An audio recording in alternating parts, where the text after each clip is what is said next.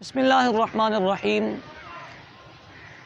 ہمارے درس نظامی کا ایک اہم ترین سبجیکٹ ہوتا ہے ترجمۃ القرآن۔ طلبہ کرام قرآن مجید فرقان حمید کی آیات طیبات کا ترجمہ پڑھتے ہیں، سیکھتے ہیں، سمجھتے ہیں۔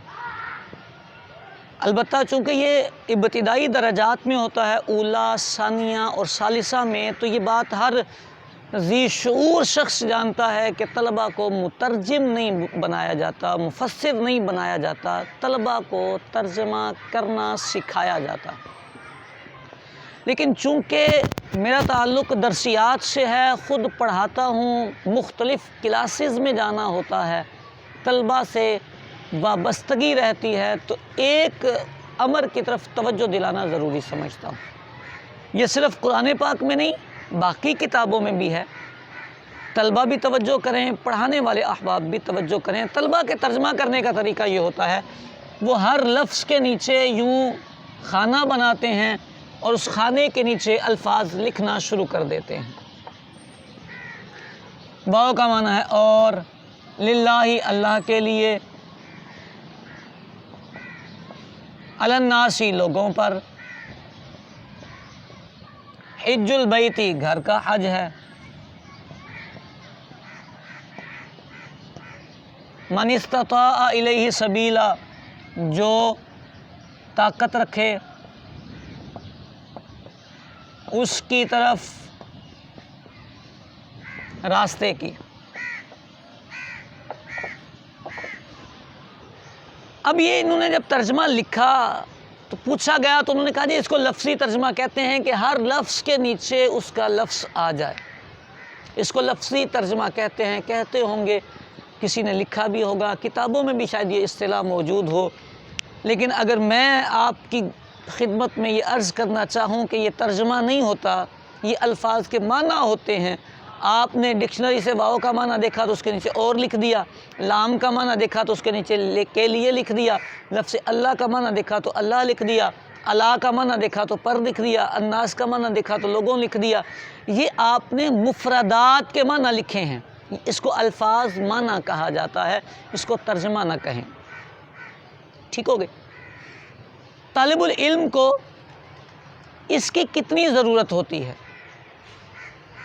جو سینئرز ہیں، جو پڑھے لکھے ہیں اور بڑے درجات کے طلبہ ہیں، اساتذہ ہیں، وہ بخوبی جانتے ہیں کہ وکیب کا یاد ہونا نہ ہونا، یاد ہونا باعث فضل ضرور ہے، ایک اچھا کام ضرور ہے، لیکن نہ ہونا کوئی عیب نہیں ہے۔ وکیبلری کا یاد ہونا فضیلت ضرور ہے، لیکن نہ ہونا کوئی عیب نہیں ہے۔ ہم طلباء کو قرآن مجید کا جب ترجمہ پڑھا رہے ہیں تو الفاظ معنی یاد کروانے پہ کیوں زور دینا شروع کر دیتے ہیں؟ ہم الفاظ معنی ایک رٹے کی چیز ہے۔ یہ تو طلباء کو ڈکشنری سے دکھانے چاہیے تھے کہ بیٹے ڈکشنری دیکھنے کی عادت بنائیں، زندگی میں کہیں بھی قرآن آئے، کہیں بھی احادیث طیبہ آئیں، ڈکشنری کھولیں، الفاظ کے معنی آپ کے سامنے آ جائیں گے۔ اور یہ کوئی معیوب بات نہیں کہ آپ کو ڈکشنری دیکھنی پڑتی ہے، بلکہ یہ تو اچھی بات ہے۔ الفاظ کے معنی کا یاد ہونا فضیلت والا ہے، لیکن یاد نہ ہونا کوئی عیب نہیں۔ لہذا اگر کسی کو یوں لفظ اللہ کے نیچے اللہ لکھنا اور الناس کا ترجمہ نہیں آتا تو یہ کوئی عیب والی بات نہیں، اور یہ ترجمہ قرآن میں سکھانا مقصود بھی نہیں ہوتا۔ اگر کوئی یہ کہے گا کہ یہ سکھانا مقصود ہے تو میں سمجھتا ہوں وہ غلطی کرتا ہے۔ سکھانا کیا مقصود ہے؟ ابتدائی درجات میں قرآن کیوں رکھا گیا؟ اس لیے رکھا گیا کہ قرآن اتھینٹک، بالکل درست طریقے سے معرب کتاب ہے، اس پر اعراب لگے ہوئے ہیں، درست اعراب لگے ہوئے ہیں۔ اعراب لگے ہونے کا مطلب عبارت حل شدہ ہے۔ اب طالب العلم حل شدہ عبارت کا ترجمہ کرنے کی عادت ڈالے۔ سمجھ آ رہی ہے بات؟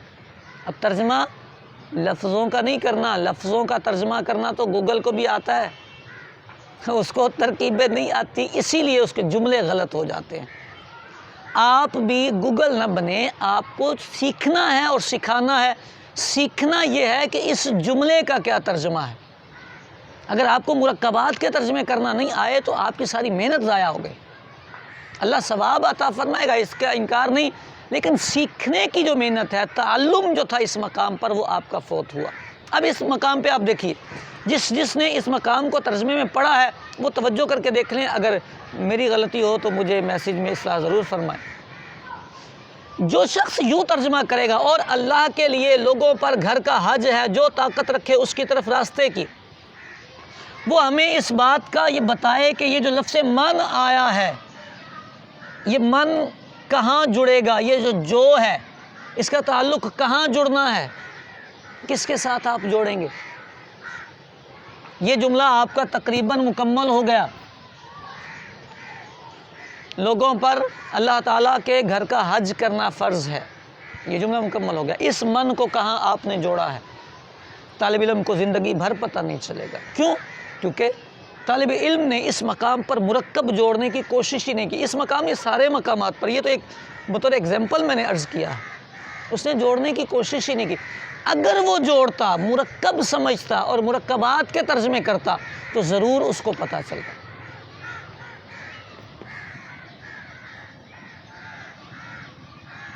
اور لوگوں یعنی ان پر اللہ کے گھر کا حج فرض ہے یا واجب ہے۔ ابھی میں نے اس کا ترجمہ نہیں کیا، یہ میں کرتا ہوں۔ یہ جو میں نے ان کیا ہے، یہ اس من کا کیا ہے۔ جنہوں نے میرے کلپس دیکھے ہیں، ترجمہ کرنے کا اسلوب دیکھا ہے، انہیں میں سکھایا کرتا ہوں، یہ یوٹیوب پہ موجود ہے۔ اس میں موصول کا ترجمہ کرنے کا طریقہ، اس میں سے بھی آپ دیکھ سکتے ہیں۔ من کا ترجمہ جو نہ کریں، جس نہ کریں، وہ یا اس کریں۔ میں نے یہاں پر ان کیا ہے کیونکہ جمع کے لیے آیا ہے۔ یہ جو ان ہے، یہ الناس کا بدل ہے، دیکھیے۔ اور لوگوں یعنی ان، یہ مبدل منہ ہے اور یہ بدل ہے۔ مبدل منہ اور بدل کے درمیان یعنی کا لفظ بڑھایا اور اس موصول کا میں نے ترجمہ کر دیا ہے۔ لوگوں یعنی ان پر اللہ کے گھر کا حج واجب ہے۔ یہ جو واجب آیا ہے لفظ، یہ اس کا ظرف مستقر ہے، چونکہ ہم ترجمہ مرکبات کا سیکھ رہے ہیں تو ہمیں یہ سیکھنا پڑے گا۔ اب صلے کا ترجمہ کر رہے ہیں۔ استطاع الیہ سبیلا، جو اس کی طرف راستے کی طاقت رکھے۔